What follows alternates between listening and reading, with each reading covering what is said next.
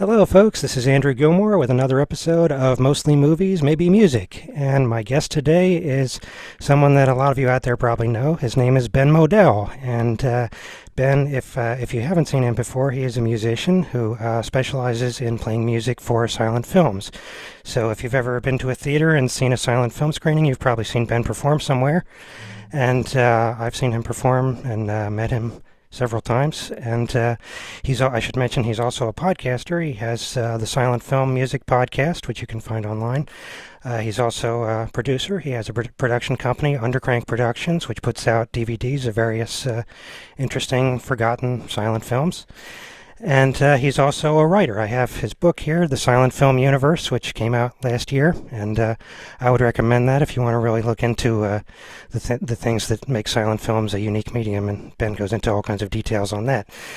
And as I said, I've known Ben through Facebook, and we've met occasionally, but usually we just have short conversations because we're both always kind of on the move when we're at festivals and things. But today we actually get to sit down and have a conversation more substantially, so I'm looking forward to that. And I should mention to the audience, it took almost a year to get him here. He's got so many, he's got so many projects going on, and we just exchanged emails on and on for months, and it took almost a year. But finally, he's here today, and I'm sure we'll have a good time. So thank you, Ben. I'm honored to have you here, and I appreciate your giving me some of your time.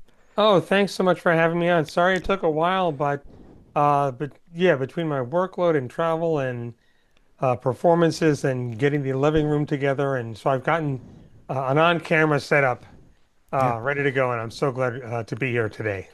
yeah. Well, I'm looking forward to hearing what you have to say here. So that's good. Well, I try to find things that I have in common with my guests. So there are a couple of things, and one is that we're both teachers. I don't know if you knew that about me, but I just wanted to get into that a bit. How did your teaching career start? I was not something I was looking for, um, but I had been doing a show once a year at Wesleyan, starting in I think 2006.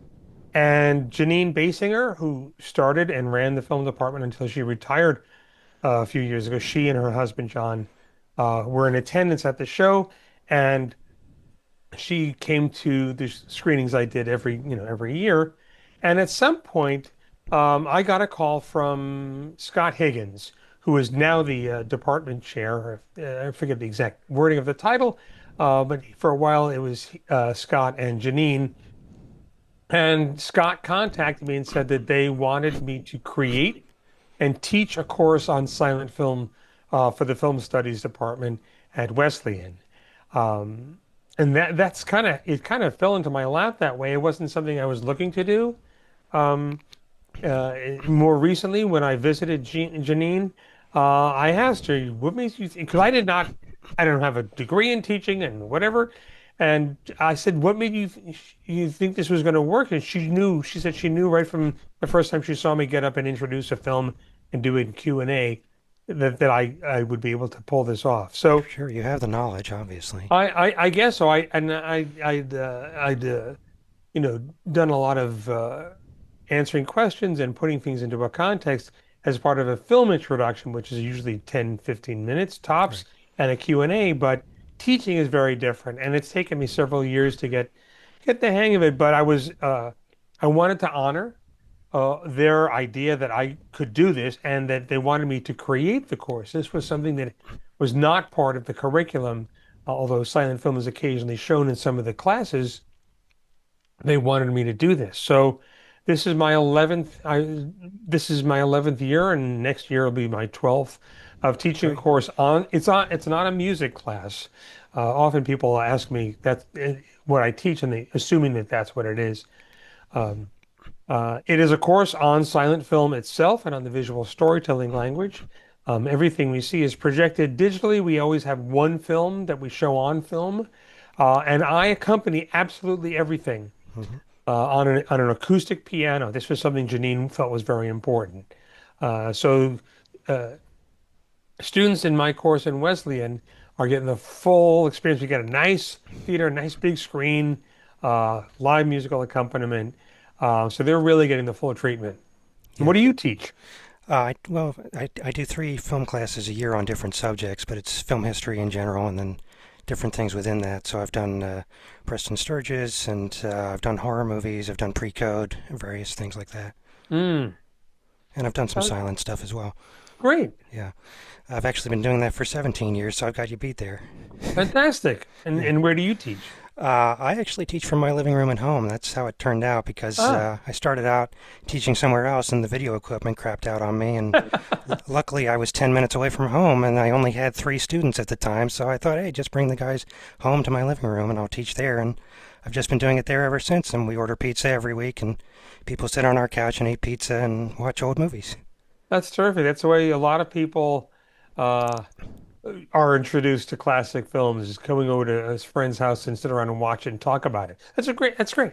Yeah, I'm happy to do it. And well, yeah, so you have your experiences there as well. I was going to ask you, when you're teaching at Wesleyan, do people know anything about silent film? Have they heard of Charlie Chaplin at all, or is that all kind of gone now? I think, well, I'm in a unique situation in that, for the most part, no, they have very little, if any, experience with silent film. However, one of the things I started doing, um, maybe the third or fourth year, or second or third year, is I was aware that there were a couple of classes which you had to take one of as a prerequisite to get into my class. Hmm. And these are classes taught by Professor Scott Higgins or Michael Slowick or Anuja Jain. And I knew that these overviews of cinema classes had at least one silent at the beginning. And I said to Scott, I said, would it be okay if I came and accompanied the film in your class? And he thought that was a great idea. And so I now do that for, his and Michael's or Anuja's classes every year. So I bring in the organ, my my Wurlitzer, I'm now Yeah, calling it, um, to this big screening room. It's really like a theater, the Goldsmith Cinema at Wesleyan. And I play for either Street Angel or Wings, or I play for Stella Maris and some other things. So 150 students, their first or second year, and they get to see a silent film with live musical accompaniment with theater organ accompaniment. that's great. So So, the first day of class, I go around with my class, usually about 10 to 15 students, and I say, how many of you have seen silent film with live music before and where? And pretty much everyone says, oh, I saw when you played last fall or oh yeah, last year. So they have some experience, but only because I brought it, because it's taught, and also because I bring the instruments so they get the live music. yeah. I guess I should say I have the same experience that people come to my classes over and over again every year. So, Great. yeah. So what kind of response do you get then from people who are seeing silent films for the first time? Well, they definitely like it. They really get into it. Like I said, the bigger classes where it's someone else's course where they're showing. Usually, it's a film from the end of the silent era, so it's some extremely well made late silent, Yeah, like Docks of New York or Wings or Seventh Heaven or Street Angel or something like yeah, that. Um, and so it's always a very positive experience, and the students, I think every year there's even more interest and enthusiasm in the medium. My students, it's a little different because we start off. I don't start at the dawn of cinema. Um, I start with dramatic one-reelers from that are made in 1910, 11, 12. sure. And it's still a lot for folks who do not have a lot of experience watching silent film to watch these 14, 15-minute dramatic films that are from that far back. But they absolutely follow it. Um, and I haven't lost anybody after the first after the first class session because then one of the things that we do is we talk about it. What was it like for you? What is it like for you? You all grew up with smartphones and everything and swiping through stuff, and to sit and have your imagination taken over by this other form of cinema. What does it feel like? And we just, and I'll say, if you had a hard time staying focused, that's fine. We want to talk about this because that's part of the subject of what we cover is not just the films and the history, but our interaction with them Right. as part of the storytelling process. But it's always positive. And what's always fun for me is when we get to Douglas Fairbanks. Every year, without fail, the students just absolutely go for him. Yeah. Uh, I forgot what my next question was actually, but oh yeah, I was going to ask if what kind of response you get after the class is over. Do you get emails from people saying, "Hey, because you showed this film, I went and looked at other silent films." Have they been encouraged to Aside move from forward? aside from occasionally having a former student turn up at a show, not much else than that. Hmm. Um, but you never know. I may, in a few years, I may get an email from someone who is now the public programming person at such and such a museum. And I remember I took your course and we want to do silent movies here or something. We'll see. Yeah, that's always the hope for me when I'm doing my classes is that they'll do some independent work and look at other things, but that doesn't seem to happen. I don't know. We'll see. Yeah. I guess, well, there's something a little more serious I had in my notes, and I guess I could use your advice on this as a teacher. That I've had to deal with some of the problematic material in old movies, and I'm sure you've gotten this question before. So, what are the conversations like when you're talking about some of the racist or sexist things in old movies? How does that play out for you? Well, one of the things I do because I'm teaching on a university campus is I'm really careful about that. Yeah, Um, and so part of that is it plays into my film selection. Um, and I'm yeah, but I make sure that when I set up the course at the beginning, and if there's a particular film or filmmaker where there's some either controversy or there's some question, to let people know that it's okay to talk about that, to bring it up. Um, so I'm just very, very careful about that. We're here to learn, and we're here to learn about silent film and the language, the storytelling language of silent film, and literally what I call the silent film universe, this bond we have with the screen. I'm not overlooking it just to sweep it under the carpet. We talk about it. Um, Especially, I mean, the first day of class, we watch five, maybe six one-reelers. Two of them are directed by D.W. Griffith. Well, I don't know if my students have heard of Griffith or not, or what, if so, what they've heard about him. But it hasn't come up with those. And when we do our larger unit on Griffith, I show Orphans of the Storm. yeah, Um, there are some university professors who do show Birth of a Nation. I talk about it in terms of the two aspects. That on the one hand, the film was a huge commercial success, which meant people went to see it and paid money to go and see it. Yes, there were protests. Yes, there were places where it wasn't shown, but its commercial success legitimized movie going and the movie industry to a great extent. At the same time, it it's kickstarted, a resurgence with the Klan, which peaked in 1924. Um, and I tell my students because we watch a film in class, and then I assign them another film to watch between classes, and I'll say, you don't have to watch it. Birth of a Nation is available. Should you want to give yourself a shot at watching it, but you don't have to watch that film.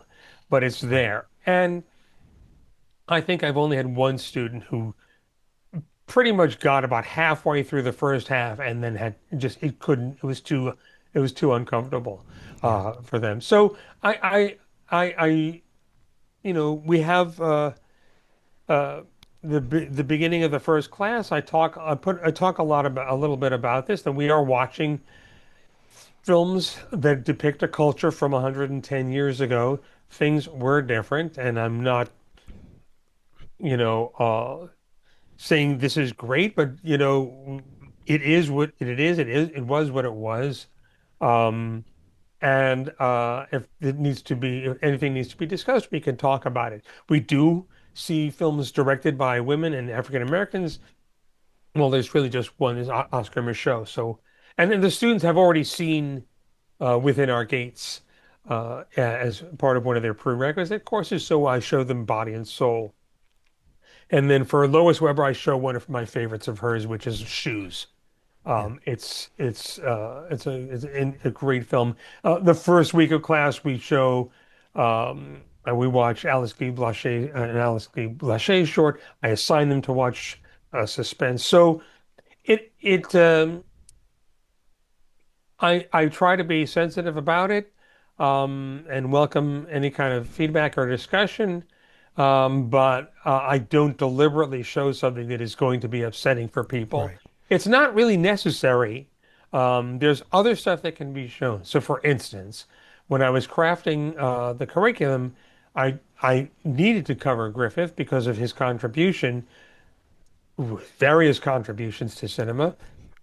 But what he does best is these big 2 hour, 2.5 hour epics that put a young couple and their romantic story against the backdrop of some historical event, whether it's the Civil War and Birth of a Nation, or the American Revolution in America, or um, the French Revolution and and that's why I picked Orphans of the Storm. It does the same thing. It makes the same point without making people really just super uncomfortable. And Right. so, with sensitivity, this is something that not only in class, but with the shows I do for the public, Yes. where we went through this, with the silent comedy watch party because of the Black Lives Matter protests and everything. Steve Massa and I were very, very careful about what we showed and what we didn't show, because uh, we're not in front of the audience. In a virtual Right. situation, we're not there. We can't be asked things and respond to it. So we just were super careful about it. And it depends on what you're covering and what era and what decade. And that's just my choice. Is there are ways to make the same point in terms of a cinematic movement or development without showing something that's going to be potentially upsetting. Right. It's still something I kind of struggle with in my classes. So anytime I have a teacher on here, I always bring that subject up. So I thank you for Yeah, your I thoughts. think the best you can do if you can't avoid it is to at least let folks know it's coming. Yes. This is a film where blah blah blah blah, and there's a sequence about 40 minutes in where somebody comes in who's the maid, and this happens. Just so you know, you could at least prepare yourself. And Yeah. with silent film, as soon as you know.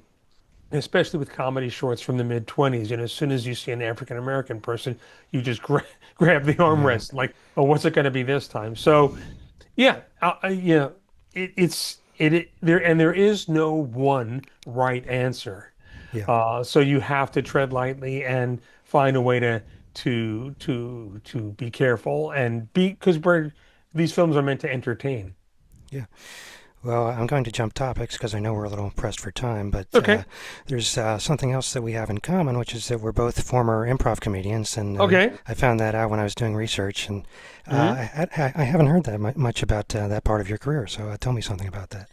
Well, I studied with a group called the First Amendment, and they're not around anymore, but I think they may have started in the late 70s and went into the late 80s. And I think they were the best in New York City anyway. They may not be as well known as Chicago City Limits or Second City or Upright Citizens or the Groundlings. But it was great training for me, having just done Super 8 movies in high school and going through film school. I also studied with the Gotham City Improv, which was the East Coast version of the Groundlings, which is a little bit more character based. Yeah. And so I learned improv and sketch writing, and there's a group of five of us who formed a sketch group after that we completed the program. And so it's something that I bring. That experience and training is something I bring to my film accompaniment. Yes. It really opened me up a lot in terms of getting out of my head and the idea of boldly just making a choice, but being willing to, while committing to it, be ready to turn on a dime. And that fits with, when I'm playing for a film I've never seen, if there's a film breakdown, How do you deal with that to keep the show going, etc. But it's something that's been incredibly useful for me. Right. Well, that was one of my other questions because I've seen you at Capitol Fest many times playing for films that you probably haven't seen before. So, can you tell me something about that process of improvising a score for something you haven't seen? Well, it's it's a matter of doing whatever preparation is possible. Now, sometimes, like back when we used to have Mostly Lost every year at the Library of Congress, the film identification conference that was conceived by Rob Stone and run by him and Rachel Delgadio, nobody saw anything and nobody knew what the heck it was. So you just me and Andrew and Philip would just dive in and go, and then the thing would crash and you'd have to wrap it up. With Capital Fest, because Art Pierce programs films that are not only not on home video, a lot of the times they're not available digitally in any way. So it might be an archival project where it was not done in the digital domain. We're getting a print, let's say, from George Eastman Museum, and there's no way to screen a 35 millimeter print from an archive. So this happened a year or two ago with one of the Mary Astor films. I can't think of the name of it. But what I could do, and I think I did this the year they had Reginald Denny as well. There was something that was being brought in from an archive. There was a photochemical restoration. There's no way to preview it. So what do you do? Well, luckily we have the Media History Digital Library and Lantern. So for these couple of films, I went to Lantern and looked up as many reviews as I could find of the film. Hmm. And each of the reviews would hint at some of the same things and some of them would be different. So I know, oh, there's a sequence where there's a fight in a barn and this thing happens, or a fire gets set, or there's a big ballroom dance, or there's a big chase with a fire truck, or whatever the heck it is. So I at least know basically what some of the key points might be. And that would help. Um, and then the show would just happen the way it is. And so I'm playing in, with a venue like the Capitol, which is an original 1928 movie palace with its original installation Moeller theater pipe organ, uh, dead center in the pit, not off to the side. It's dead center. So you're looking up like this, and it's really, really big. So I'm looking all over the frame for clues about what's going to happen, what might happen next, what two or three things could happen next. It's like driving somewhere you've never been at night with no GPS, and your friend has told you, look out. There's a grove of trees on the left, and then there's a gas station, but not the first gas station, the one with the fire hydrant. That's where you make the left, and watch out. There's some raccoons that always cross over. So you're looking all over the road. You're not just staring at the yellow line. It's the same kind of thing. So I'm looking all over the place, uh, following the story, watching people's faces, trying to find emotional moments where there are, comedy moments where there are, et cetera, and just crafting um, something, and while also um, staying present and allowing the flow of music that's happening during the show to happen. And a lot of times there's a lot of little happy accidents that happen. And the other thing is to play music that isn't so specific that if I miss something or get it wrong, it's not going to be glaringly obvious. Sometimes you can hold a chord and get something, and the audience is going to line the rest of it up. So this is something that I try to remind myself is that the audience is lining up what they're seeing and what they're hearing, and the less specific and the less busy I am, the easier it's going to be for the audience. I don't want to play tons and tons of notes like I'm getting paid by the 16th note or something, and be too busy because they worked real hard on the picture, and I want to not get in the way between the audience and the screen. Yeah. And I was going to say, well, thank you for that. That all makes a lot of sense and gives me some insight. And I was going to say the other side of that, of course, is when you're playing for films that you've seen before. And I wonder, because you always improvise, if you're playing for something that you've played for 50 times, how do you find ways to keep it fresh? Well, the audience is always different. Yeah. So I don't really, it's not about me and my music. I'm there to help the audience enjoy the film. So it doesn't really matter if I played for a film a billion times. Like, 1 week is something that it's like my go, like a lot of us accompanists or programmers, that's a go-to short for someone who's never seen a silent film. Yeah. And I have some set themes from the orchestral score I wrote, but sometimes I'll either decide deliberately to not use them, or sometimes I'll start using them, and my hands will just go somewhere else.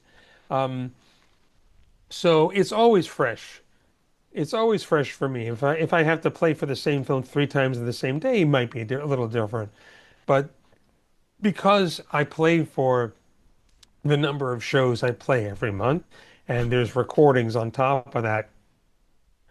Pretty much once the lights come up, I've already forgotten what the music that I've written. So it's never a slog to go, oh gosh, Wings again, or Yeah. something like that. It's another chance to go on the ride with the film, and like I said, because of I'm aware of who is in the audience and what time of day and what day of the week it is. So a Saturday matinee is going to go different from a Friday night show, is going to go different from a Tuesday afternoon film class, which is going to go different from a Thursday morning a film class.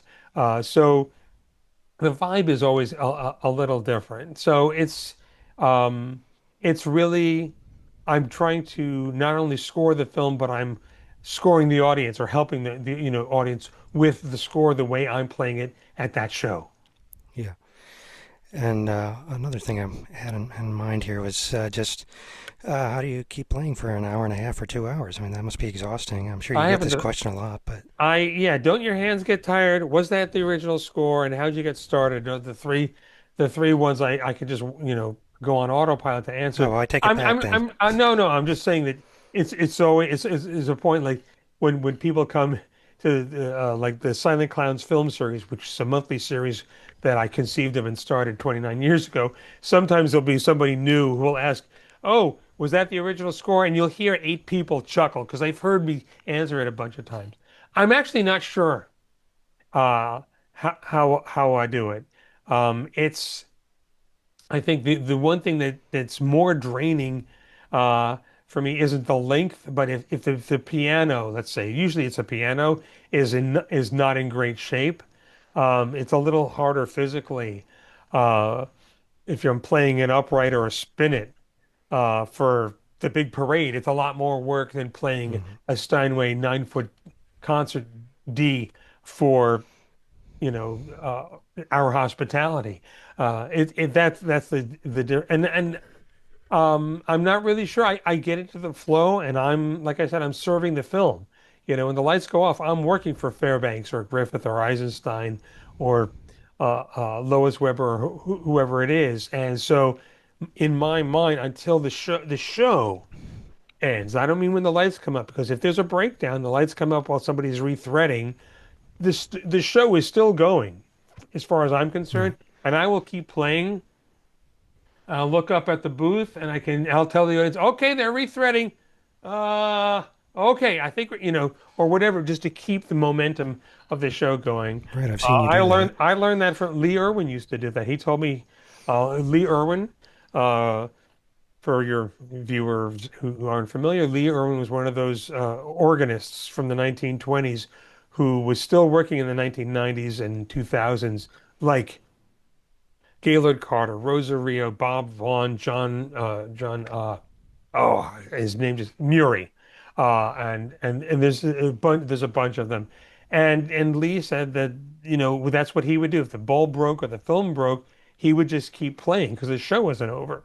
So the momentum of what's going on of the show itself is what keeps me going because it's not so much about yeah, I like I said, I'm not really aware of how it happens. There's this flow, the vision of the film comes into my eyes, into my brains. It triggers whatever I'm doing musically. I hear that, and then there's also, as other accompanists will tell you, we all develop a sixth sense. We can sense the vibe in the room, and you can tell, there's a moment when the spark catches, and you can tell the audience is really just sucked into the film and they've connected with it. Um, so there's this flow of all of those things. It's like a Venn diagram, and where all those things overlap is what silent film is. So um, I get caught up in it, and I don't. I find that the only thing that can be exhausting is playing maybe three shows on the same day. Hmm, I would think Um, so. yeah, it's just so I have to, look at things and pace myself and or ask like if it's a festival, to ask the programmer, oh, I see you have me doing three features. Can you give one of them to so and so, and I'll take the short or Yeah, something like that, just so that we're all not wearing ourselves out. But right. it's especially with the organ, it's way less physical exertion is more mental. I find myself mentally winded sometimes after a show that I played on organ because it's not as physically strenuous, but you're working as an arranger as well as a composer, turning on sounds and think, oh, I need strings here, or I want reeds or brass or whatever. So there's a different process going on. Well, that's interesting. I just assumed that it would be more physically strenuous, and that's why I asked the question. But Yeah, you would know. I had some audience questions as long as you're talking about the sure. connection with the audience.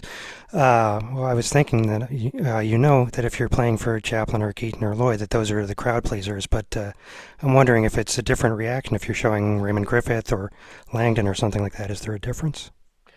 Well, the difference really, I think there's a difference with Langdon, but only because he is a very specific kind of humor. Yeah. Griffith, like Charlie Chase and many other comedians of the 1920s, um, as it is with Lloyd, you're basically you're following the gags and the story, and then looking for moments um, of where the comedian takes a moment in and makes a decision about something, whether it's Griffith or Marion Davies. Langdon is his own. I mean, knowing his place in the arc of silent comedy film helps. That he came after 10 years of people throwing things at each other and breaking things and running around and hurling their bodies at things, where Harry comes on and using his character that he developed and used on in vaudeville for many years, will sit there and just blink and react. Right. And so for me, Langdon is a lot about watching his face Yes. and his eyes. I feel like a lot of the slapstick is going on inside his head Right. when somebody will suggest something to him, and then he'll sneeze and he'll be surprised by it. Then he'll want to look around what just happened, and then blink, and so it's a different, it's a very, the rhythms and finding the structure to it is just very different. Um, that's the and Laurel and Hardy have their own Hmm. pacing as well, because there's setup, then there's a payoff, and then there's an extra moment usually or two while Stan or Babe thinks something through before going on to the next thing. And sometimes that beat gets stuck in the middle of between the setup and the punchline, like in one of my favorites, Wrong Again. Well, Yeah. he says we have to put the horse on the piano. He wants it on the piano. Well, yes. So, and it's a different speed, it's a different tempo. And so rather than just playing music beds, um, I try to find ways of navigating that supports their personas and their personalities and their humor. Right. And I know you've also played in other countries. Is there much difference there, particularly? No, it's been really not since COVID that I've gotten to play outside of the US. But my experience is that it's no, I mean, this is why silent cinema is referred to as a universal language. Right. And it's not just because, oh, we don't hear French or Russian, so we just change the titles. But um, this is, again, the thing about this, the universe of silent film is it's the human equation. And by the stories are human stories. Everyone has fallen in love, lost a job, broken something, gotten into trouble, hid from somebody. And so we are uniting with the characters in their fears and worries and sadnesses and panics and glee uh, in a way you don't with the sound film. So um, maybe 10 years ago, I had got it to accompany Steamboat Bill Jr. and the Freshmen in a huge venue, 3,000 people outdoors in Jecheon, South Korea. Wow. And I had played for Steamboat Bill 4 or 5 times that year already by the time I got to this big event in August of that year. And so I was very much used to knowing exactly what the audience reactions were. And whether the big laugh here, a small one, then a bigger one, then a huge payoff there. And the film played exactly the same in Jecheon, South Korea, as it did in every other show. The Freshman, as much as you think, oh, it's a very much American Roaring Twenties college culture. How is this going to translate? Absolutely no difference. It was the exact same reaction. I used to play every year at a festival called Silent Film Days or Stumfilmdager at a city in northern Norway called Tromsø. And every year we would bring in local groups of sixth graders. And that's the year they begin learning English in Norway. And we show them The Cook, because that film turned up in Norway, and of course, 1 week. And even without being able to read the titles, the sixth graders absolutely understood everything, laughed in the same places.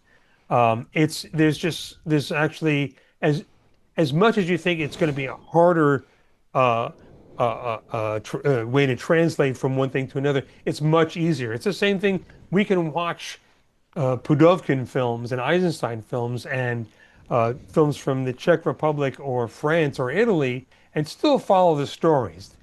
People are dressed a little differently or whatever, but it really is a universal language. So um, you can take a silent film made in any country show it to any audience anywhere of any age and have it go over. Yeah. Well, that's interesting. I guess I was thinking that depending on the audience, maybe the comedies would play slightly differently with different sensibilities, but I guess I'm wrong about that. Well, it might be a little different. I know when I did Laurel and Hardy comedies in Norway, um, uh, I think the the the the the violence of the battling may not have played Hmm. the same way as it does in other countries. Um, but pretty much whether it's a comedy or a drama, um, it plays the same way every place. Yeah. So, do you have a favorite gig that you've ever done? Was there a particular night that you feel really stands out? Not not really.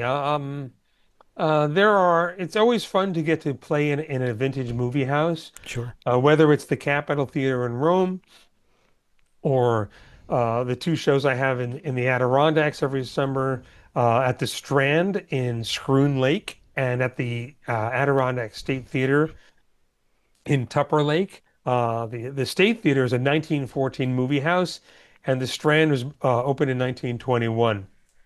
So Yeah. whether it's a big movie palace or a small town theater, it's just because you're in a room. And I tell this to the audience, you're sitting where people sat to watch this film when it played here 100 years ago. And that's the fun thing about Capitol Fest. I hope anyone watching this who hasn't been to Capitol Fest and is available that you go because when you see a film, classic film in a vintage movie theater you're aware peripherally of the proscenium. The light coming off the screen illuminates that, and you're kind of aware that you're experiencing watching these films the same way it happened 100 years ago. And that's something you can't get from seeing something in a multiplex or in a screening room or something like that. So um, I definitely think that the 12 years I played in Norway were definitely a highlight. But there are, I've also had my orchestral scores played in Rifle, Colorado by a community orchestra who brought me out 1 year, and that's a highlight too. And Yeah. the, um, yeah, there's no one particular. show that really stands out. They're all fun, and because I feel like I'm helping to get these films or helping presenters get these films up for an audience. That's the main thing is, you know, um, bringing these films to life for a new audience. Right. Well, we're kind of running out of time, but I'll see if I Okay, can throw a couple more things sure. at you here. Yeah. Let's see. I'm going to have to skip a couple of things, I All think. right. But oh well, I just wanted to mention that I didn't give the audience too much background on you, but you started playing in college, and Yes. I know you started with shorts. What was the first feature that you played for? I don't really remember. I'd have to, yeah, I don't really remember. Okay, I was playing for a basic silent film overview course taught by Robert Sklar. And then I started playing for William K. Everson's right. classes. Because I started, most film accompanists usually start playing for a feature for the college film club or something like that. Because I was playing for a film history class, the first thing I ever played for was Lumiere films and Mhm. actuality. So um, it may very well have been one of the Griffith features. I don't really remember what the first one was, but I think Okay, going chronologically, it was probably maybe something like The Avenging Conscience, or I don't really I don't really remember. Sorry. that's okay. Yeah. But I'm thinking of kind of the two extremes of your career that I know, because I know the beginning and I know who you are now, and you're this person that we all know, but I Yeah. don't really know too much in between. So how did you start getting your name out there and become the Ben Model that we know? Uh, uh, uh, Basically, there was a moment about 25 years ago where after spending 10, 15 years pursuing a career in filmmaking or comedy performance, um, a couple of things sort of dissipated around the same time. The sketch group that I was part of uh, suddenly was no longer in place.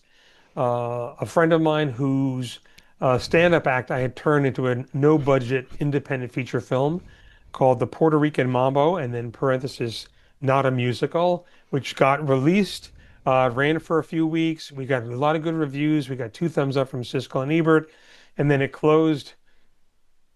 Just there were a couple of dead ends I had hit, and I had a moment where I realized that anything I'd ever done with silent film kind of it was the path of least resistance, and I decided to lean into that and uh, just sort of focusing on doing more of that. And after uh, doing work in tech support in law firms, and then as working as a piano tuner for several years, I got to a point where there was more work accompanying silent films that I wasn't able to continue going in to the Snapple Center where the Fantastics was playing and replace bass strings every week because they would break every week.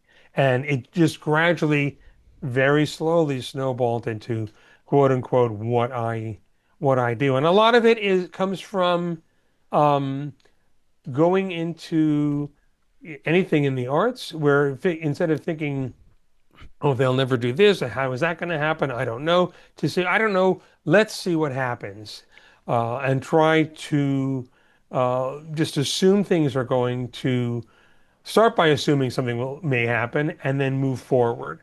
And if it doesn't work out, it doesn't work out. But I keep trying new things. Some of them didn't work out. Uh, Yeah. I came up with an idea called altscore.com where you could, this is the days of iPods, buy uh, and download an alternate musical score for something you have on DVD where you hate the score. Hmm. Sort of like the way Riff Tracks works or worked at the time, where you would download this riff track and play it while you're watching something. Right. I was a little ahead of my time, I think. People who found it liked it, but it never really took off. But I just kept trying different things. And I think between that, developing relationships with programmers and theaters, uh, and not having a grudge against people who said no or just stopped booking me, which that happens in show business, um, and just looking for new opportunities, whether it's a big festival or a high school in suburban New Jersey. It's all a continuation of how I saw silent movies growing up, which is in addition to being able to see them on public television uh, through The Silent Years, which is a series produced by Paul Killiam and scored by William Perry. Um, I knew Walter Kerr, who Hmm. wrote The Silent Clowns. He lived in my town, and I went over to his house a few times a year, and he would show me anything I wanted to see because he had this huge collection in 16 millimeter. And so, part of what inspired me to create the Silent Clowns film series, which I named after the book, is he had passed. And I think Everson had passed the year before. And both of them were these people a generation or two older than me who had shown me films or given me the opportunity to see these films. And I wanted to carry that on. Um, so it's just a lot of hanging in there and finding opportunities for myself. Undercrank Productions, the home video label that I inadvertently started 12 years ago, was not a career move. But as it turns out, um, there is, as I suspected, there is a market for niche within a niche market Yeah. silent film projects like The Mishaps of Musty Zephyr, the films of Alice Howell and Marcel Perez, and even things like the various Marion Davies films that we've restored. We're about to release our seventh Marion Davies feature, Hmm. The Cardboard Lover, by harnessing two things that were new at the time 12 years ago, manufacture on demand video and crowdfunding. When I did my first Kickstarter had only been around for a couple of years, and Create Spaces manufacture on demand and had only been around for less than half a year. But it wound up working. I Yeah. now do my discs through a different company because CreateSpace doesn't exist. But the idea of going to the fans and empowering them by saying, if you pledge the 20 or 25 or 30 bucks to the project, you're not just pre-ordering it a year in advance, you're actually helping to make this project happen. So we have 3 dozen discs in release, and slowly I've got the first reissue of something on Blu-ray slated for end of June. The Edward Everett Horton set that we put out on DVD 5 years ago will be available on Blu-ray. Great. So I think a lot of it is just politely staying in touch with people uh, and going into everything with an understanding of or an attitude of, well, how does this work? I was interested in publicity and marketing, and I have found that publicists I know are more than happy to uh, share advice and tell me how this works, and so I've gotten a handle on that sort of thing. So going in as a bit of an autodidact and understanding that, well, there's a way this can happen. I just got to figure it out. And sometimes the answer is no, and to move on to the next thing when that's the case, or come back in a year and try again. There are some things that were projects or things I wanted to do that didn't happen, and then a few years later, oh, now it's okay. So not holding grudges or ill will against people who have said no to me, and going in with an open mind really has helped, I think, for me anyway, for peace of mind, and I think cosmically keeps by staying open to possibility, really helps. Yeah. Well, I guess that's a good place to end. I know I have to let you go, but what else is coming up? Where can people see you? Well, my website is silentfilmmusic.com. That's a good clearinghouse to find information about my podcast, and I have not recorded an episode since the end of last year. I will get to that. You can see my performance schedule there, links to my home video company releases, and stuff like that. So the best thing you can do is to get on my email list. Go to silentfilmmusic.com and sign up there. I do social media on Facebook, Instagram, um, Blue Sky for what it's worth, and TikTok. Um, so this summer, I've got a slate of things. Like I said, I have two shows up in the Adirondacks at the beginning of July. I have my monthly series at the Cinema Arts Center on Long Island. It's the showplace for classic and silent and independent film, as well as First Run out on Long Island. The Silent Clowns film series is a monthly series here in New York City. We are doing our shows at the Thalia Theater. I'll be at the Museum of Modern Art for their annual Silent Movie Week, accompanying MoMA and Lobster's new restoration of The Navigator, as well as the U.S. premiere MoMA's new restorations of Chaplin's A Dog's Life and Shoulder Arms in their original 1918 versions, and not the versions we've all seen that Charlie Chaplin reconstituted for the Chaplin Review. I'll be at Capitol Fest. Um, as you mentioned, and then the fall hits. Uh, like I said, the Cardboard Lover will be out at the end of July. We are also by special arrangement working with Dave Glass and D&D Productions to make their Kickstarter projects available. So their Monty Banks project that Dave Glass produced and sent out to backers a year or so ago will be available later this summer. And we are now uh, putting finishing touches on the Rediscovering Roscoe two-disc Blu-ray set. And that'll be out at some point in the fall, and that's something that Steve Massel and Crystal Cuy have put together, and I've worked on with them doing all the scoring.